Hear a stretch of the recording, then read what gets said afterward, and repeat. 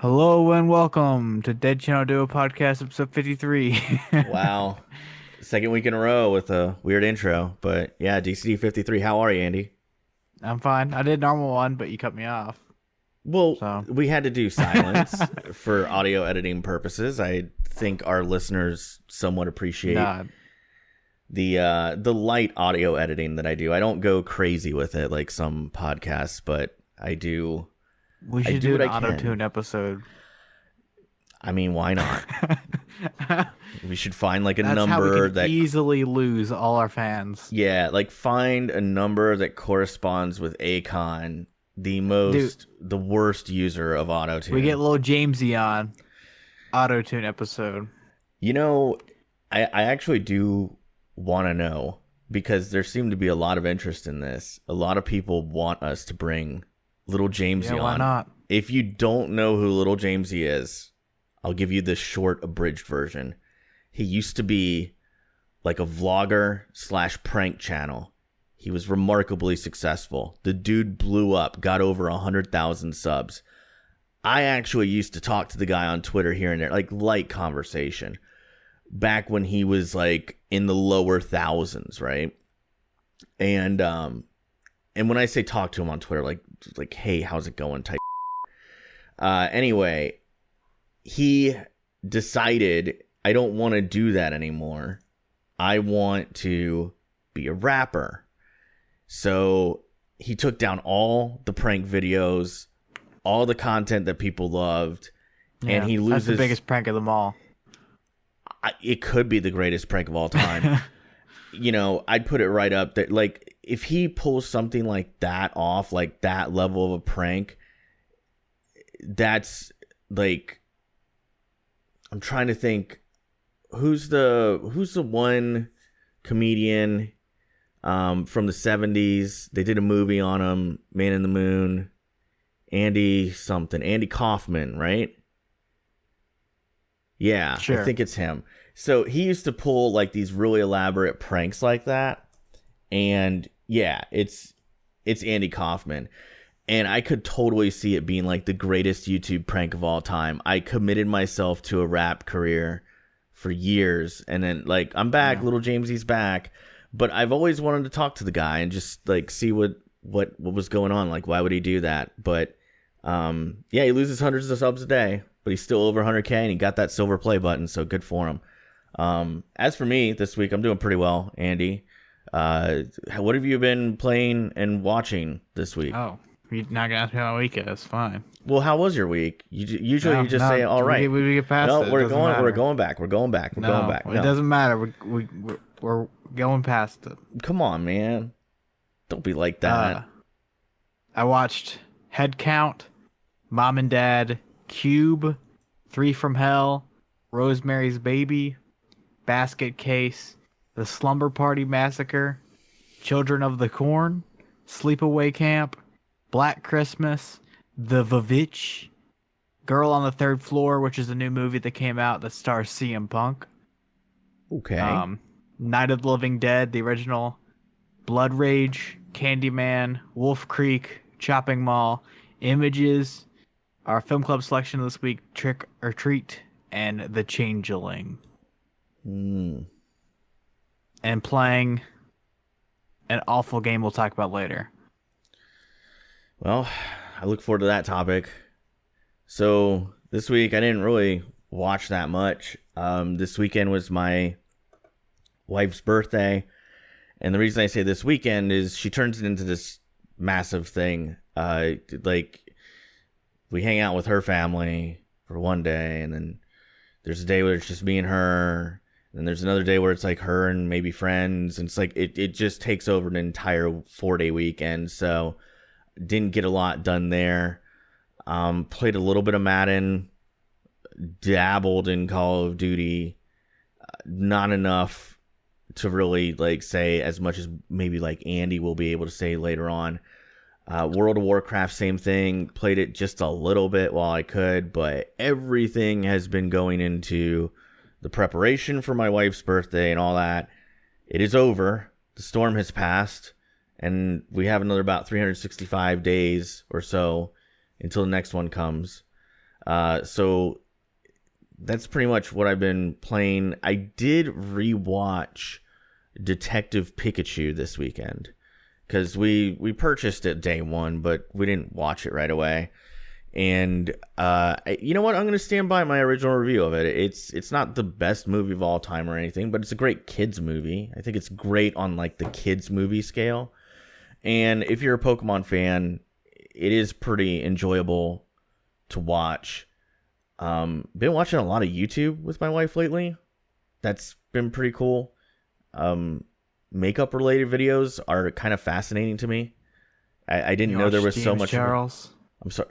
I've seen a couple of his videos, but it kind of like blows my mind that there's this massive subculture on YouTube that is a money-making machine that's completely based out of cosmetics. And when I say money-making machine, not just the videos, but people making actual products on everything. I know, but this is huge, dude.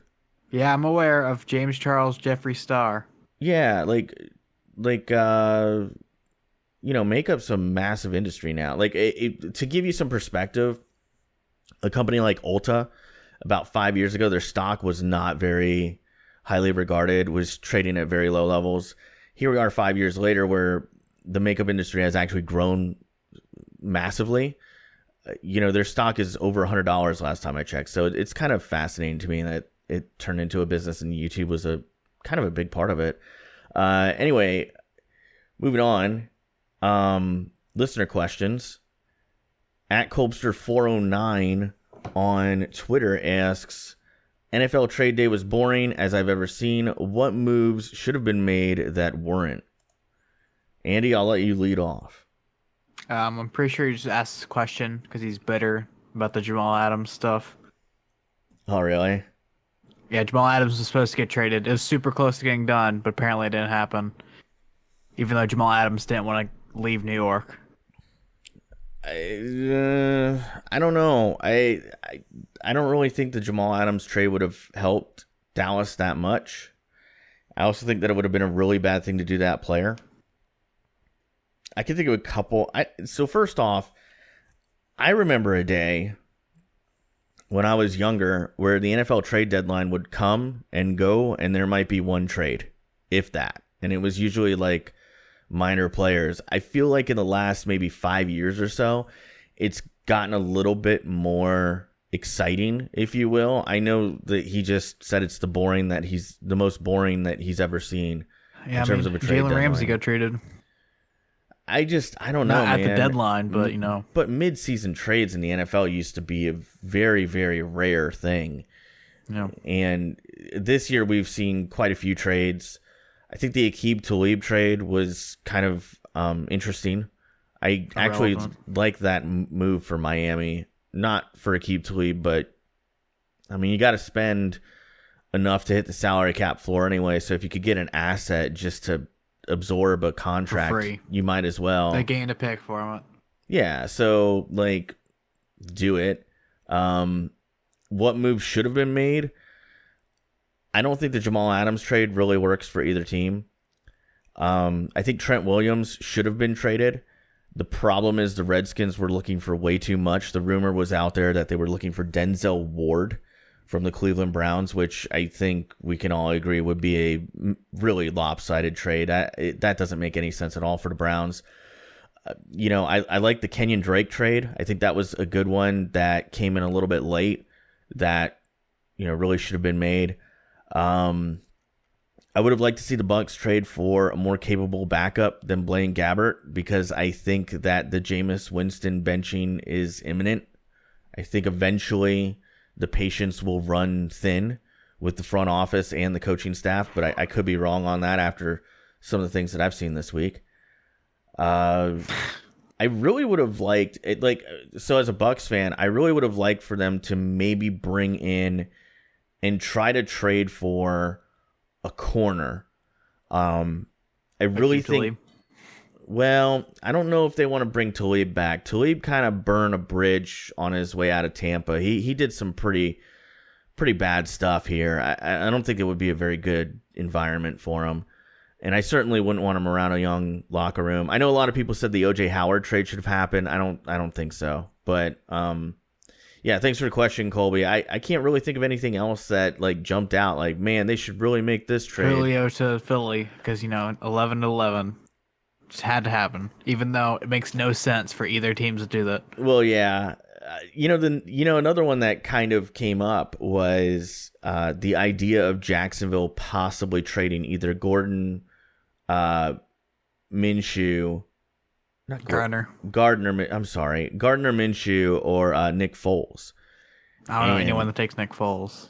Well, that was kind of where I was headed with it. I was like, well, you'd probably have a better market for Minshew than Foles. And then, like, I assume there would be some major cap ramifications for both teams if a trade for Foles happened. So he's one of the highest paid quarterbacks. It's kind of scary to think that, and he's going to be back, and they're probably going to start Minshew still. Yeah, it's going to be a little weird to have a guy sitting on the bench making that much money. Like how you have the start, like that grace period where you have a good guy on a rookie contract that's your starting quarterback. Yeah. Jacksonville's not going to have that because the backup's going to be making franchise money. And then when the backup's done making franchise money, you got to pay Gardner Minshew franchise money. I don't know. I guess we'll see how it pans out. It's eerily similar to the Kyle Allen situation. I know Kyle Allen had a hard time against the 49ers, but every quarterback has this year. And, when Cam Newton is fully healthy, it's Cam. We're just an okay team. According to Bruce Irvin. Whatever. Get out of here. 51-13. They're a good team. Anyway, moving on to the next question. So this one comes from, I like how Andy put him in here, is BBQbanSlim. But at QbanSlim on Twitter, Bobby, Patreon backer, thanks for that, asks NCAA football game predictions. Let's have them. Will it return? When? And why not? Andy, I'll let you lead off. Will it return? Yes. Okay. When? Like 3 years from now. And I believe it's going to be hot garbage. So I have a lot of thoughts on this. Number one,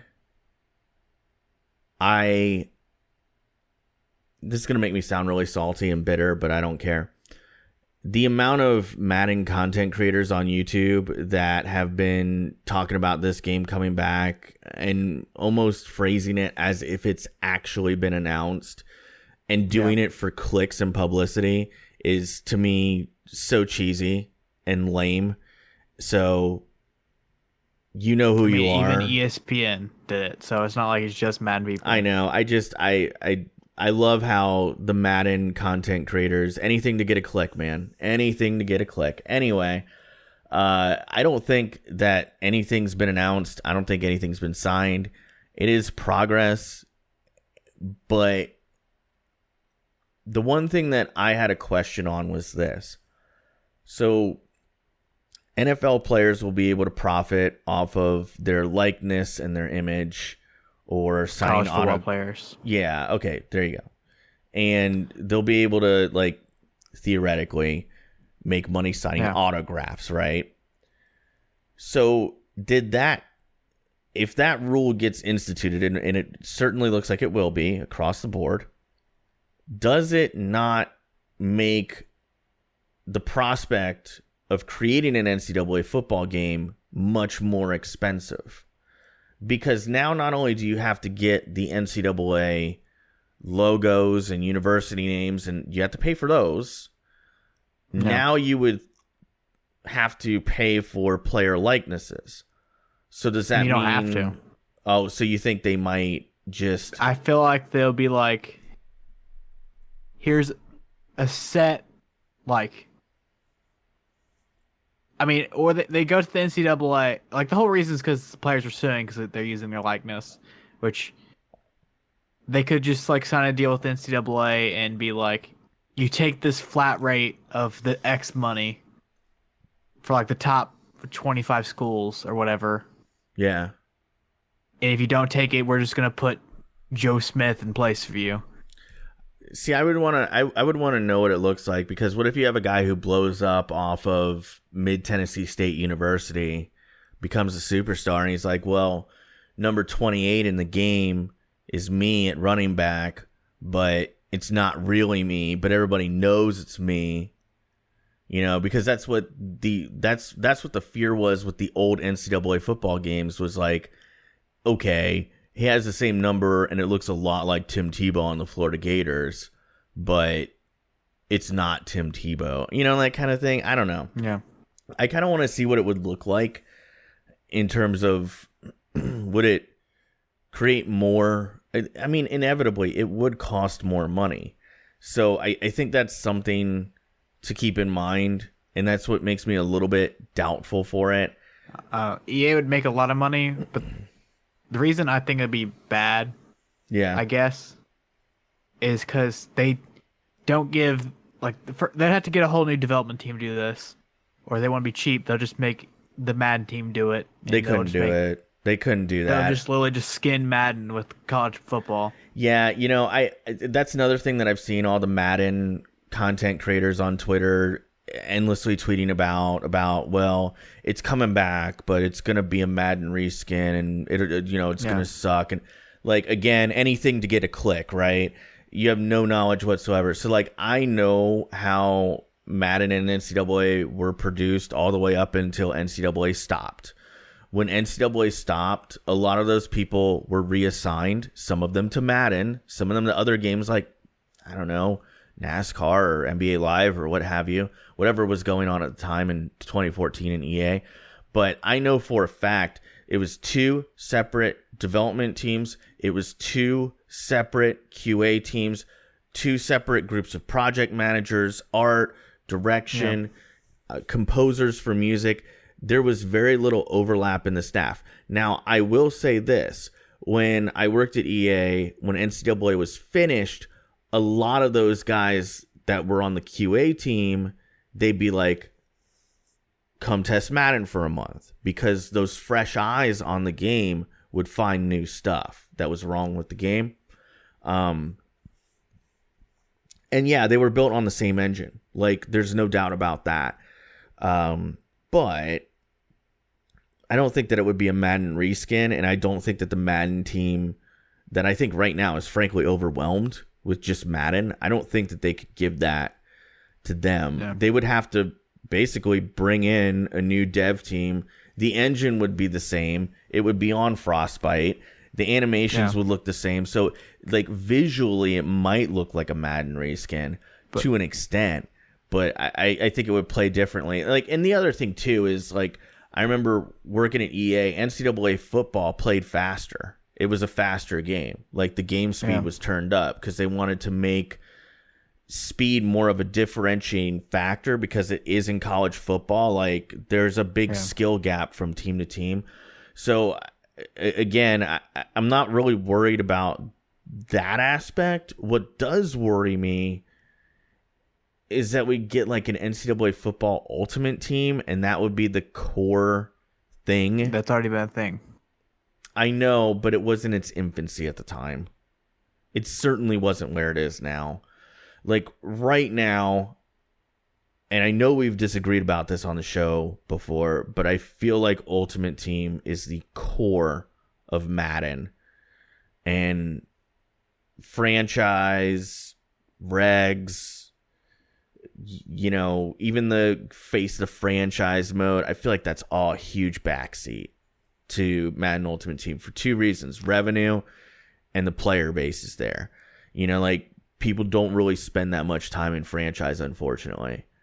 So I think it's going to be kind of interesting. I think it would be a tough sell for EA, because it's like, you're going to spend all this money to make this game that, I don't know about you, Andy, but when I would play NCAA football, I didn't play it online at all. I would just play Dynasty, you know? Yeah, I don't know. My point was, EA in recent years, we're not going to get to it because of time constraints, but NCAA or NBA Live 20 got canceled. They don't give these dev teams enough resources to make a game. Like, I don't know, FIFA and Madden, each year like barely progress in the future, and there's not huge leap and bounds. And that's nothing against the development team. It's just they're not getting enough resources to do it. NHL, smaller resources. They seem to be putting more stuff in the game each and every year than Madden and FIFA, but they have smaller resources. I don't know. It's just... I don't know that it's resources. Like, when you say resources, what do you mean? Employees. So, like, funds. manpower. Yeah. Do you think, like, do you believe what some people believe, that they realize, and I'm not advocating this standpoint, but there are times where I think it might be true where, like, they view Madden as people are going to buy it anyway, just put in some incremental improvements, and all that money that hits the bottom line, keep it. Just keep it. Don't reinvest it. Just keep it. I don't know. I think nothing, if you're listening to this game, you work at EA, I think the higher ups at EA is the problem and not the people making the game. No, you're absolutely right. I mean, you know, a very high level guy whose name I forget at the moment, you know, went in and said, I think that we should work on improving the gameplay in Madden next year. And they told him, we just don't think that that's marketable. He since deleted that tweet. Like, and this was after he had left the company, but I know this for a fact. When you leave a company on good terms, like whether you resign or they make you sign something on the way out saying you won't put anything defamatory out, they usually give you money for NDAs. it. Yeah, and they usually pay you for it. Like, I know I got paid handsomely multiple times in my life to sign an agreement saying I won't say anything defamatory towards this company ever. Anyway, I agree with you. I think it's the higher ups, but I don't know. I'm with Andy. I don't think that it comes back. I know people are already talking about NCAA 20. It's not going to happen. I think the earliest you could see is maybe 2021, but I think 2022 is a much more realistic. It'll be forever because there's new consoles coming out next year. I doubt they start making a game before the new consoles or before they get the development kit. EA probably already has development kits, let's be honest.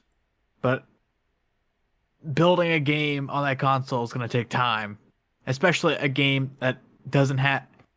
I mean, technically, you can work off Madden, but, like, they're basically starting fresh.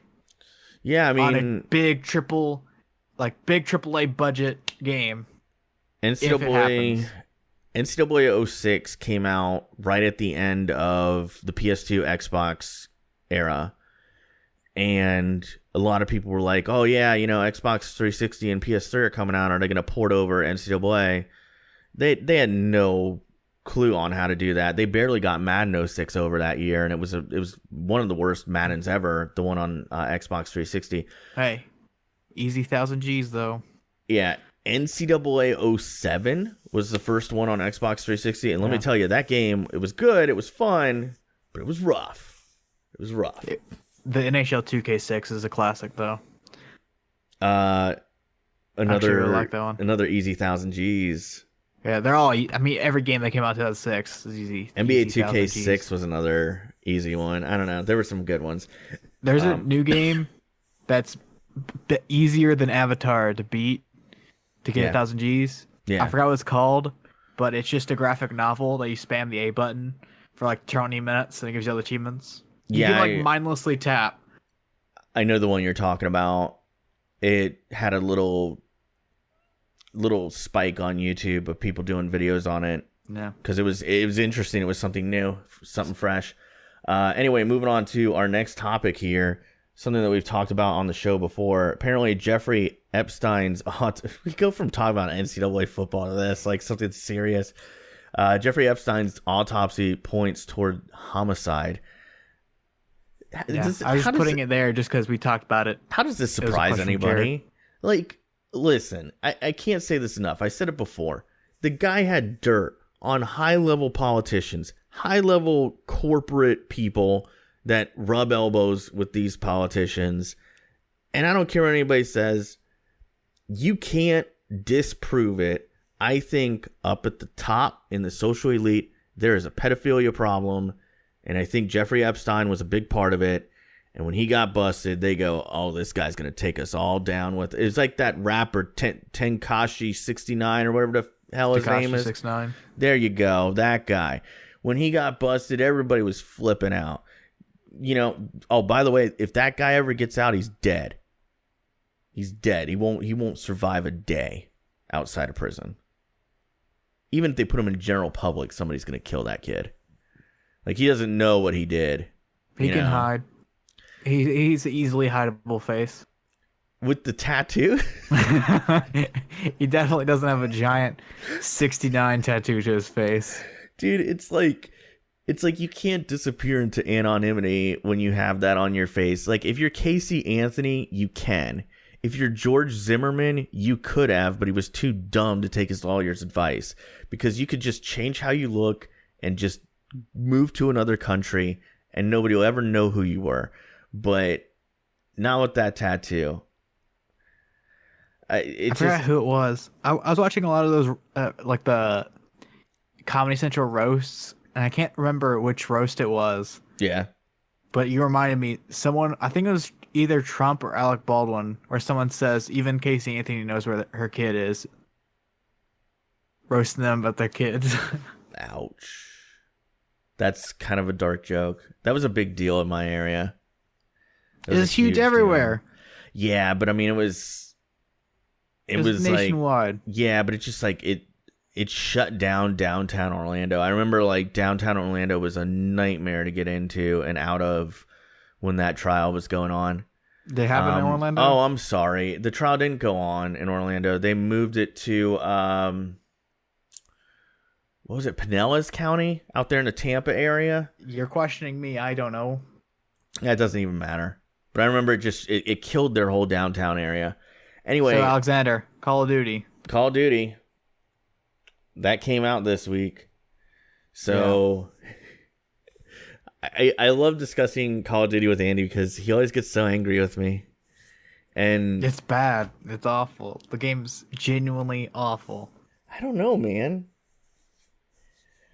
I like some of the aspects of the game. I love that they brought back single player. I know that always makes sick. That always triggers Andy every time. I mean, I remember when he even had his other podcast, he was like, Alex always asks for stupid things like single player coming back. Dude, no one cares. Like, you say that, but everybody in my Discord was talking about the campaign. Cool. You got a sick 8 hours of enjoyment of the game. Okay. Congratulations. I don't enjoy it. I think they're the Avengers Endgames of video games. The single player campaign. Spec Ops got brought back. Who cares? No one cares. No one cares about Spec Ops. Wasn't that like an exclusive for PlayStation for a while? No, there's a survival mode that's exclusive to PlayStation for a year. So when the next Call of Duty comes out, you can play it on Xbox. Oh. The guy at the store warned me on that. I was like, I don't even want to play Spec Ops. I just want to play the campaign and the multiplayer. And then the main bread and butter multiplayer just is awful. So, yeah. So I've heard some accusations, and I figure I would ask you and just kind of pick your brain on it because I've been playing Call of Duty since Call of Duty 1. I've been playing since COD 4. Yeah. Really played Call of Duty 2, 3, 4, and so on, more so. The minute they started doing jump packs in Advanced Warfare, I kind of fell out of it. So, I mean, I know that a lot of people like it. It's just not for me. So, one accusation that I've seen thrown around is that the multiplayer sucks because the maps are too big. Do you agree with that? No, they're not just too big. Okay. You're playing on like a continent. The maps, like, okay, there's some maps that are small, but it's building on building on building. And this is a gripe people had back in Ghosts. That's why Ghost was not that popular of a game. Ghost was a great game, but the maps were too big. Okay. This game, the maps are Battlefield-sized maps. All right? And the mini-map doesn't work. They took out, like, in old CODs when you shoot, on the enemy's radars, there'll be a little red dot that shows up when you shoot. Yeah. That's not a thing anymore. So that promotes camping because everyone's scared. They don't know what to do. We're in massive maps. You don't know where the enemies are because there's no red dots forcing you to run out. The time to kill is super short. So it's basically first person to see you dies. So the game's literally like if you enjoy this game's multiplayer, it's because you're sitting in a corner like a little pleb. Okay. That's for like TDM, Domination, Headquarters. Most of the game modes aren't even in the game yet. Like Hardpoint isn't in the game yet. Search and Destroy is okay. Cyber Attack is basically Search and Destroy, so it's okay. Ground War is literally Battlefield. Like no joke, it's Conquest from Battlefield. There's 5 flags. This isn't Call of Duty. It's not even like Battlefield's still better in that aspect. The only playable game mode in my mind is I don't know what it's called. It's the 2v2 mode. The 2v2 mode's fun to play for a couple hours, but it's not going to last that long. Okay. I don't know. Like the gunplay is okay, but I feel like if they just they're already announced there's going to be free map packs. If they release map packs and they put the red bleep back on, people shoot, fix the mini map, the game can recover from this awfulness, but it's trash. Another accusation that I saw thrown around is that Call of Duty's net code is terrible. How do you feel about that? I don't even know what that means. Okay. To me, net code, the way it was explained to me was it's latency, right? No, I haven't experienced any of that. You haven't? Literally, like, they opened the game up early, and by early, they didn't launch the servers till normal time, but you can get in the game beforehand. Yeah. So that's the only server problems that's been happening in the entire game.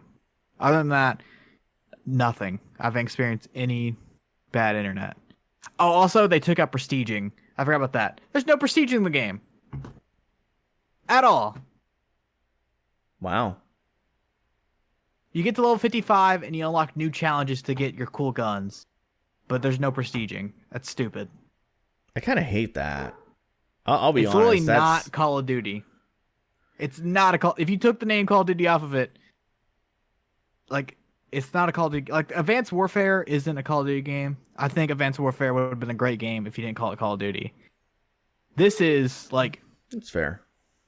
This is, like... I don't know. The best way to put it in my mind is if they released, like, COD 3 multiplayer today and try to say it's a great, innovative product. I don't know, man. I don't know if you could do that because COD 3 multiplayer, well... Yeah, that's what I'm saying. It's basic. It was good. I mean, I like... But what made Call of Duty 4... This game would be great back in the day. This isn't 2019 standards video games. Yeah, Call of Duty 4 was such a monumental jump, it wasn't even funny. There was so much stuff that got added in that just wasn't there in 3. And, like, definitely not in there in 2. And then that's actually nothing against those games because they were really good for their day. But, you know, I don't know. Just took a massive step back for no reason. Sometimes I wonder, man, like, the more and more time goes on, I feel like I'm out of touch. No, like, I don't know.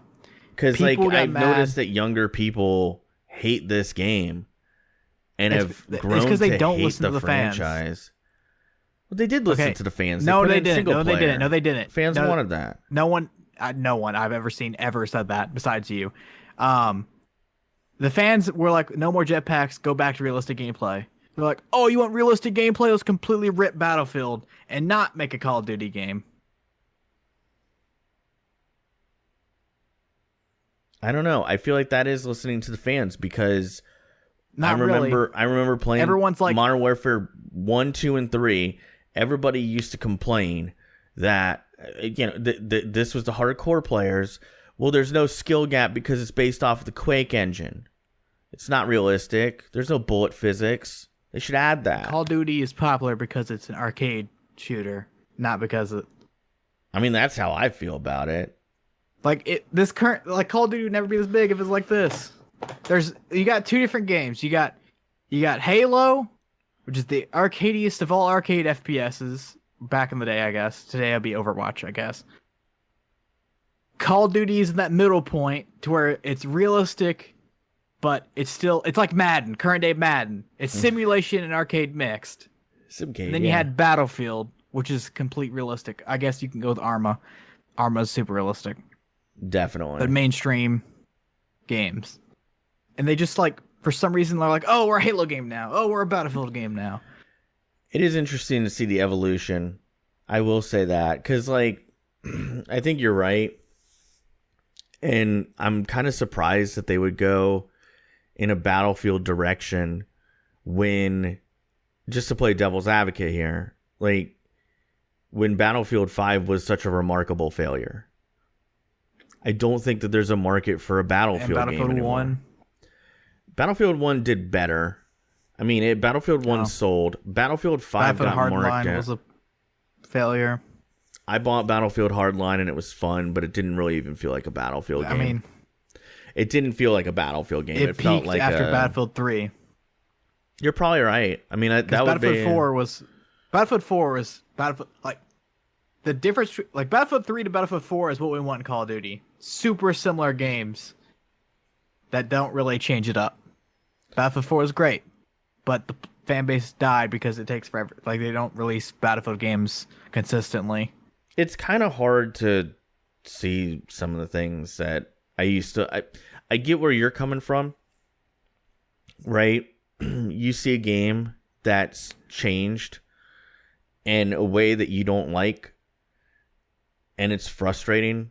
Just like Ghost Recon used to be one of my favorite game franchises because it was hyper realistic.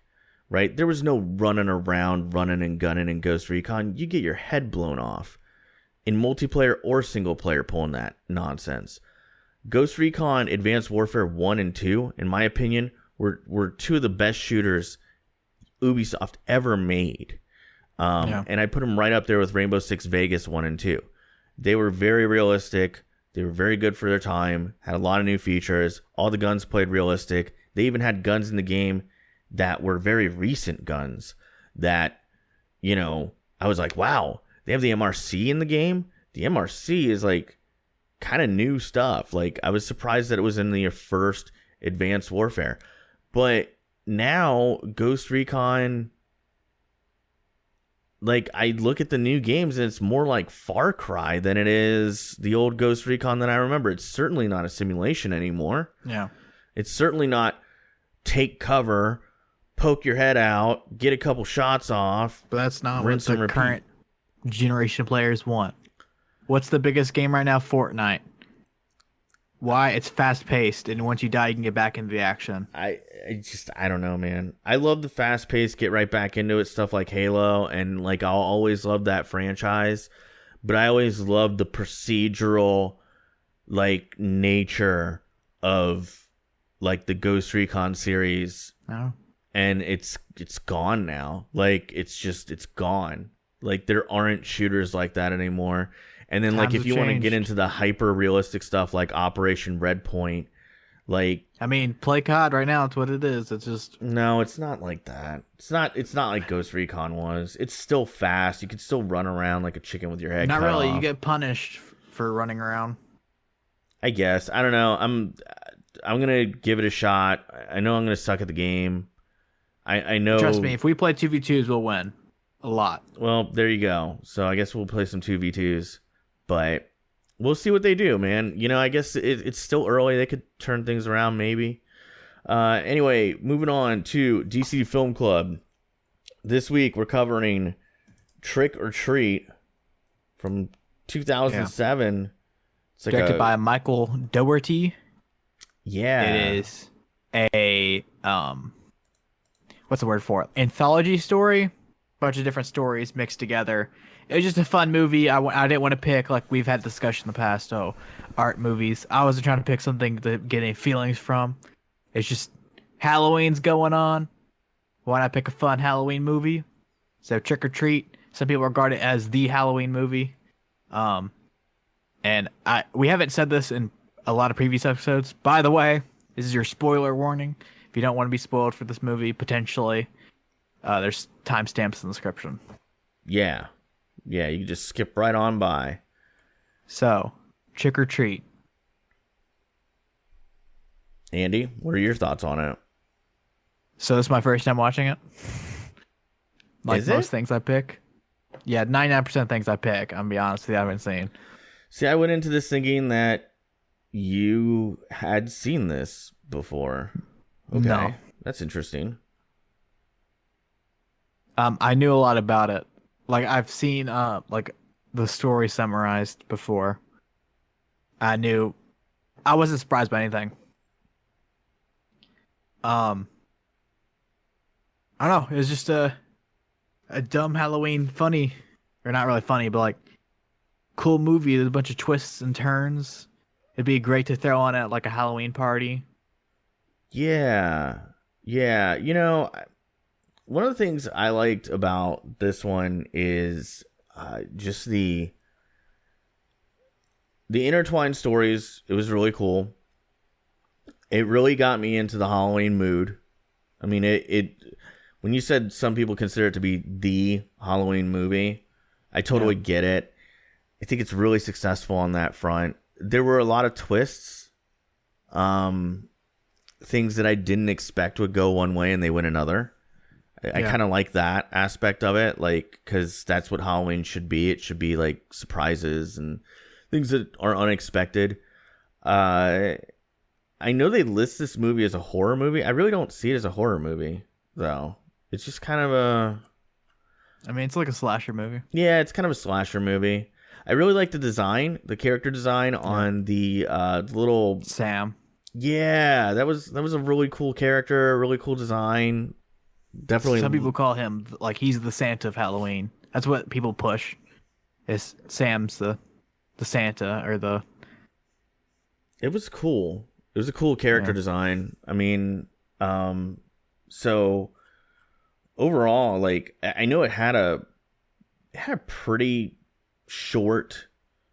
It was a pretty short minutes. Runtime, but I feel like we got, was it 4 or 5 really cool stories that kind of ended up together at some point. So overall, like, given the budget, shot really well.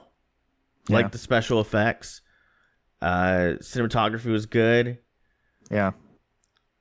Music's awesome. They had Sweet Dreams by Marilyn Manson. Yeah, they had some cool soundtrack elements in there that I really liked. But yeah, overall it was really good. Acting was a little campy, but you kind of expected it. I think that's kind of cheap horror movie. Yeah, I kind of think that's part of the charm in it. I really felt like it was I mean, that's the charm in most horror movies. Yeah, like, it's like a modern cult classic. All the great horror movies are low budget.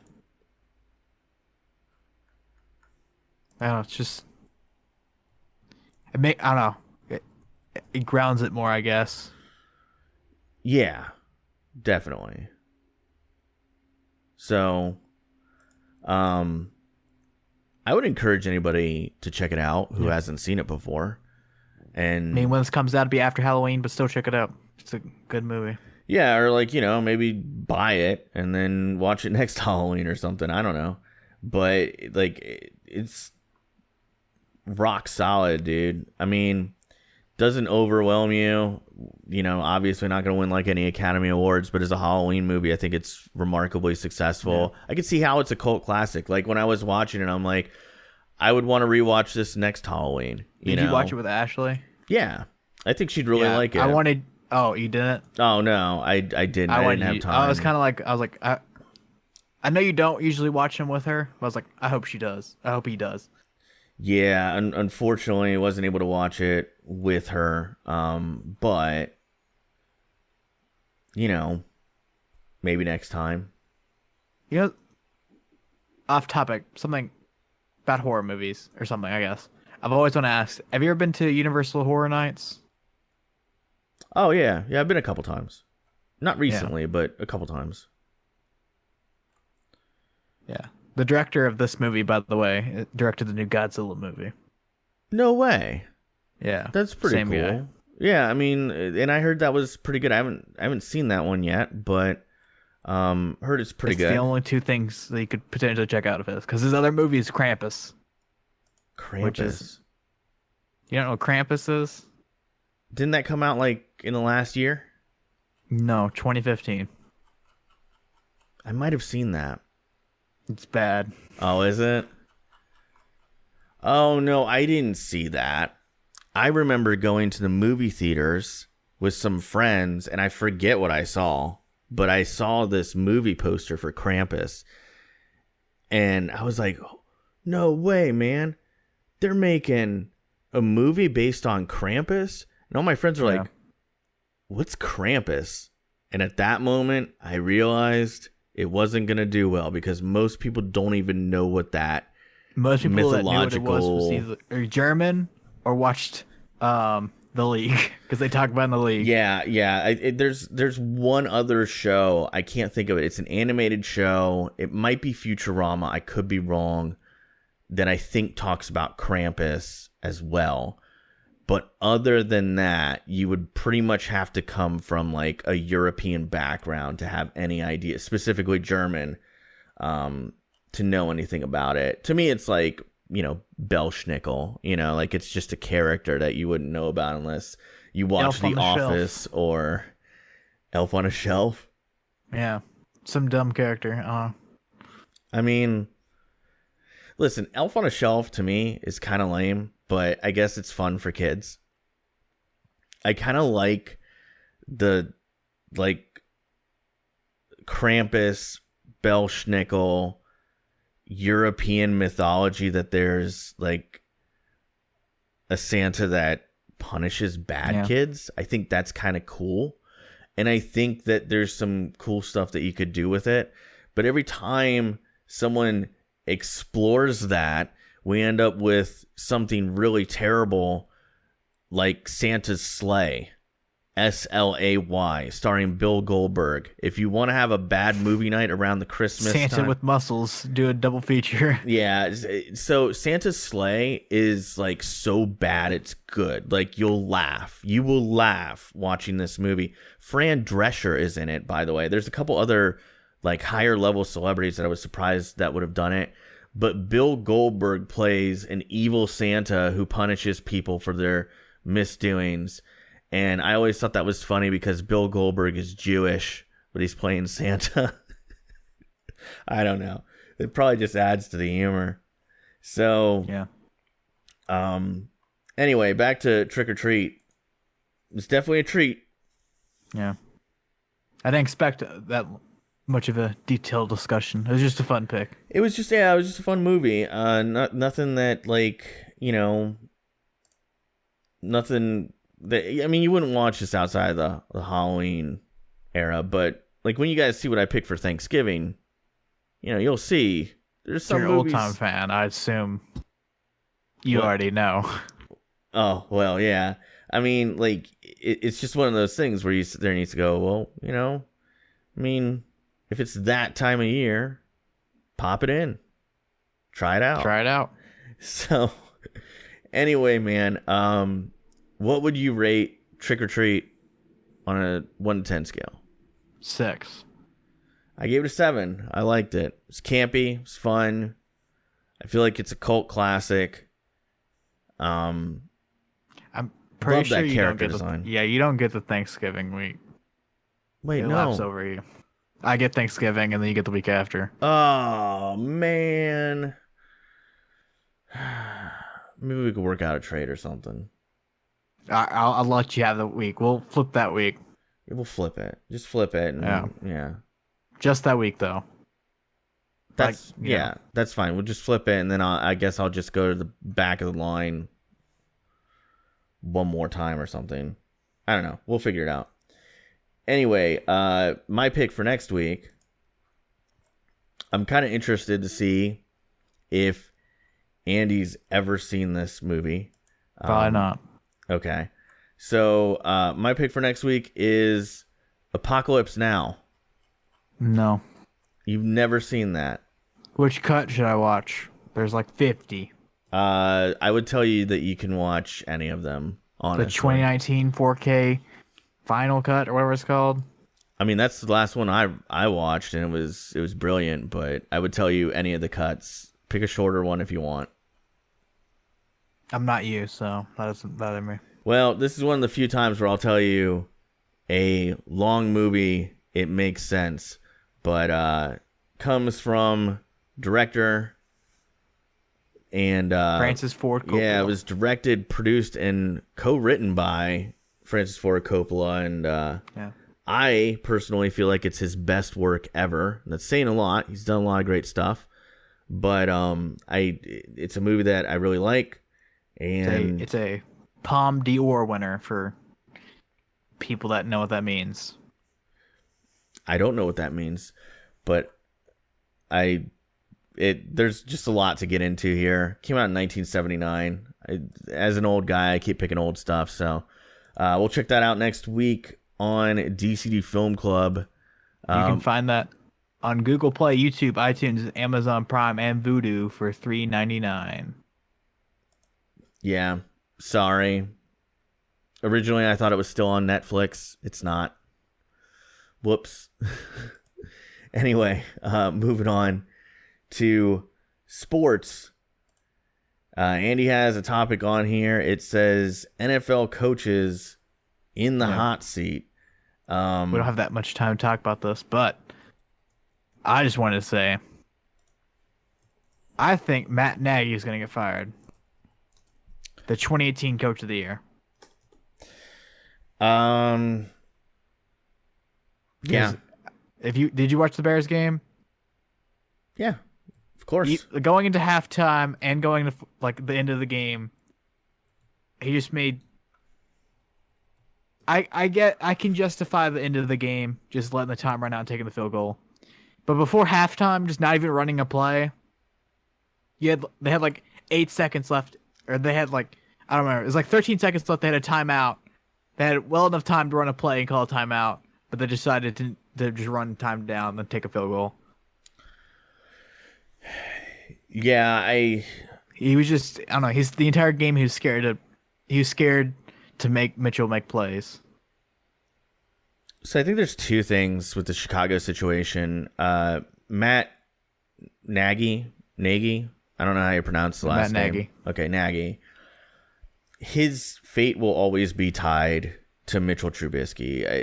It's very apparent that he wanted Trubisky. They made that trade up to get Trubisky. They gave up a lot of assets to get him, and it just hasn't worked out like they thought it would. He hasn't made that jump from last season that everybody expected, and unfortunately his fate will be tied to that.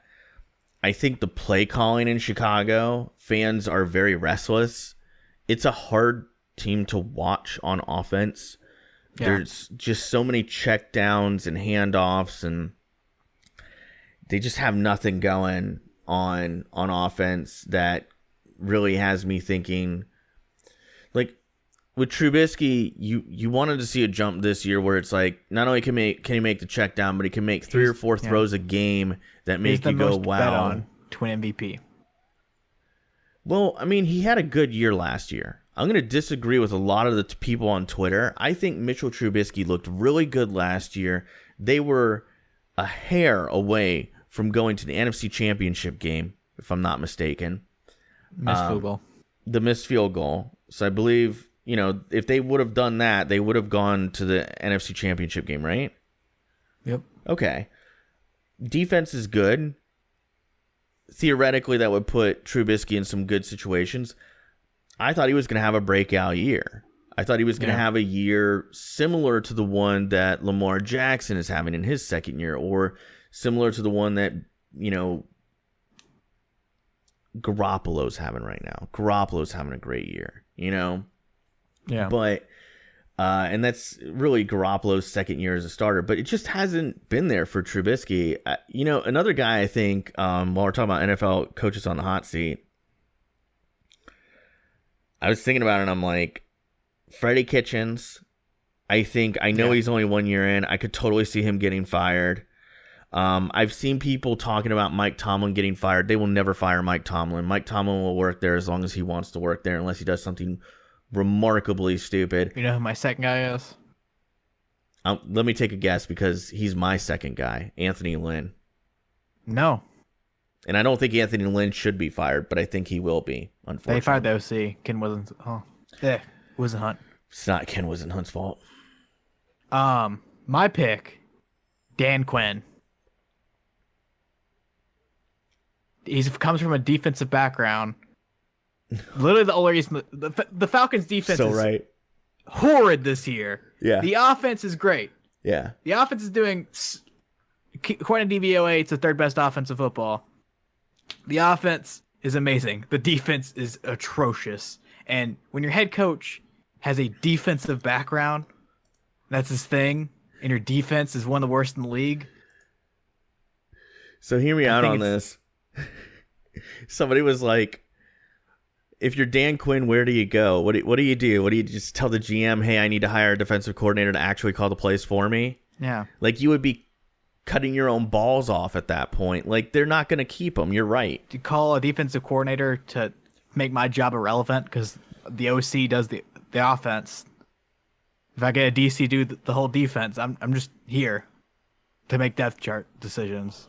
Yeah, and to show you how good the scheme is in Atlanta,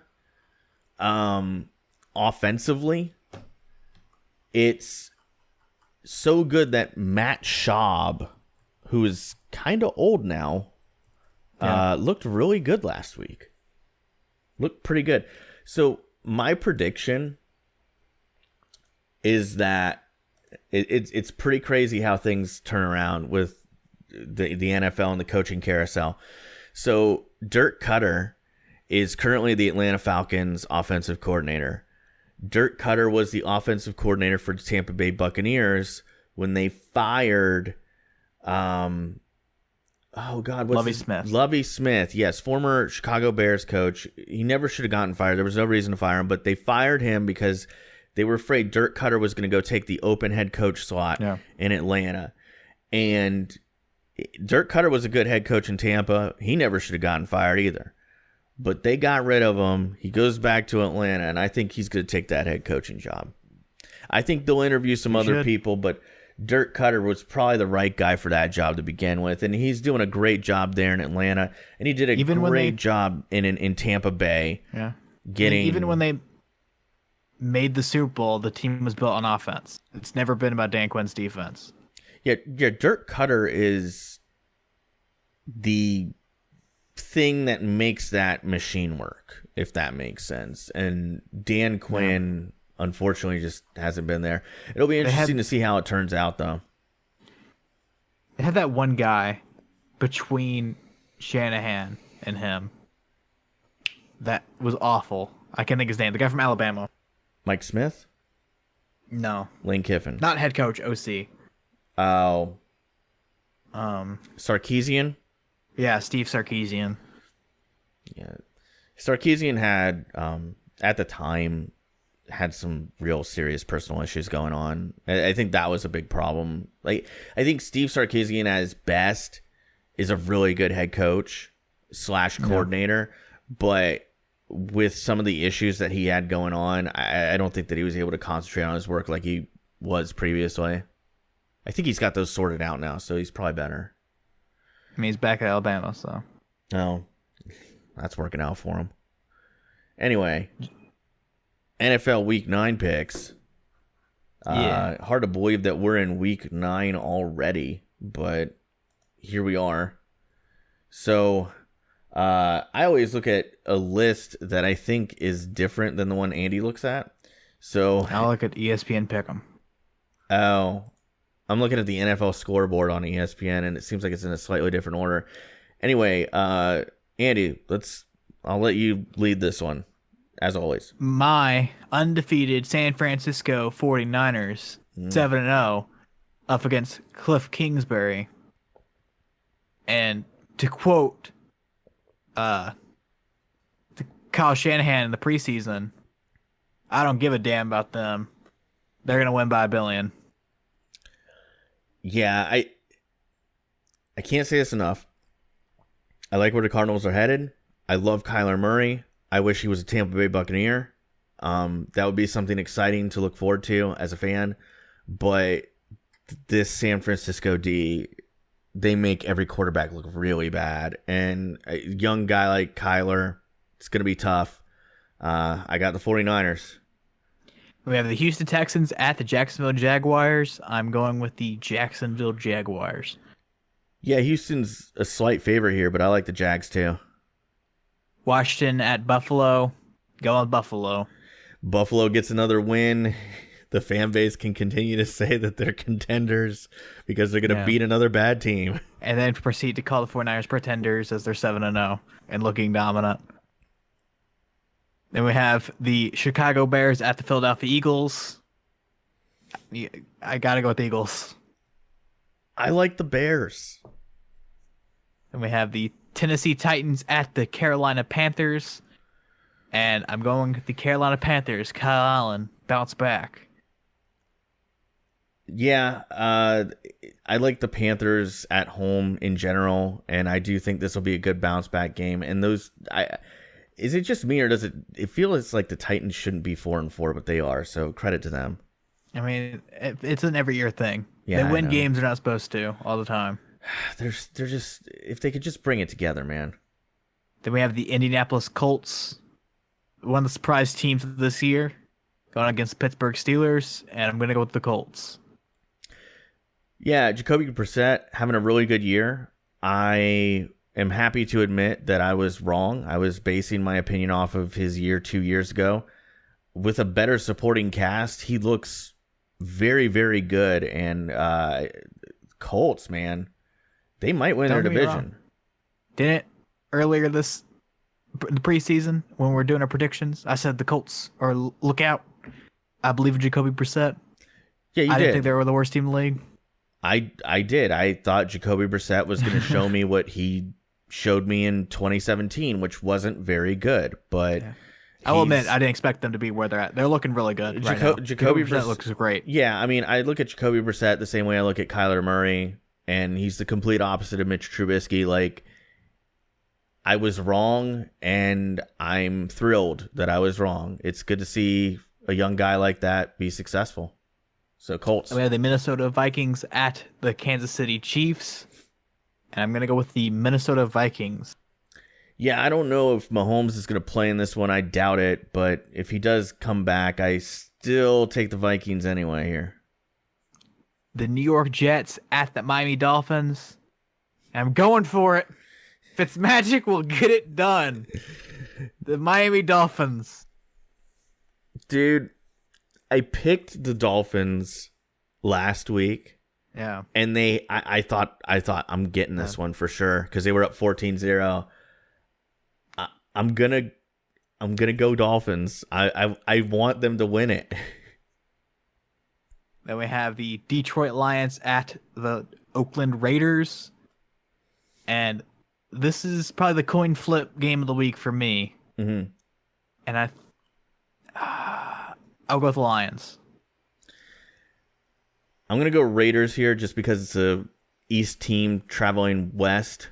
That usually doesn't bode well, but I'm with you. It's a coin flip game. Then we have your Tampa Bay Buccaneers at the Seattle Seahawks. And the Seahawks will win, and it will be by like 3 points. Because they always win by like 3 points. I'm taking the Seahawks here. Then we have the Cleveland Browns at the Denver Broncos. You're going with the Denver Broncos. Another game where I don't like either team. I can't really easily pick this one. Browns. I'll go Browns. We have the Green Bay Packers at the Los Angeles Chargers. And going with the Green Bay Packers. Yeah, Packers all the way. And just like that pick, Patriots-Ravens, going with the Patriots. I'm going to take Ravens. All right. And we have the Cowboys at the Giants. Go with the New York Giants. I'm going Cowboys, and they really need this win. This is a very winnable game. You got to get this win because Philly, I know I didn't pick Philly, but they're playing the Bears. They could easily pick up a win themselves. So, come on, Daniel Jones. Yeah, I like Daniel Jones. I think he's going to be good. He's going to take some lumps, but I think he'll get better as things progress. Anyway, that's going to do it for DCD 53. Want to thank all of our Patreon backers first. Daniel, Jared, Bobby. Got Daniel and Bobby in the Andy tier. Jared in that gold tier. Thank you for being Patreon backers. If you want to help the show out, go check us out on patreon.com/DCD podcast. You can see all the tiers there. You can support us for as little as $1 a month, get early access to the show. You get to put your choice of movie in there for the Patreon pick that we do once every 3 weeks. In addition, t-shirts, always a link in the description for that. And buy one of those t-shirts, we get about $6. So if you do buy one and you want a shout out, just tweet us that you bought one. We'll definitely give you that shout out. And then finally, if you can't help us out monetarily, that's cool. Leave us a review on iTunes. That always helps us out. Helps Hopefully new 5 people. stars. Well, yeah. I mean, hopefully 5 stars, but give us a good rating. Helps new people find the show. So, and we'll give you a shout out for that as well. And go to deadchannelduo.com. You can find us on every platform that we're on. So if you're looking for us on Spotify or whatever, just go there, click on the Spotify link, takes you right there. Yeah. Andy, anything else you want to say, man? My usual spiel. Nothing to complain about. Bruins lead in save percentage, goals, because David Pastrnak refuses to stop scoring. Mm-hmm. He's a god. 49ers winning Super Bowl.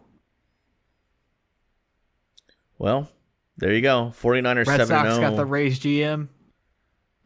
Oh, wow. Okay. God dang, man. Red Sox, the rich get richer. Yeah, I didn't know this. San Francisco is apparently 7-0 for the first time ever. I didn't know that they had never been 7-0 before. So An historic franchise. Yeah. You can argue the most historic franchise. You can make that argument. Anyway, 49ers having a good year. Andy apparently having a good sports year. And I got to go call my mom because she's texting me and she seems kind of frantic. So that's going to do it for DCD 53. We'll see you next week.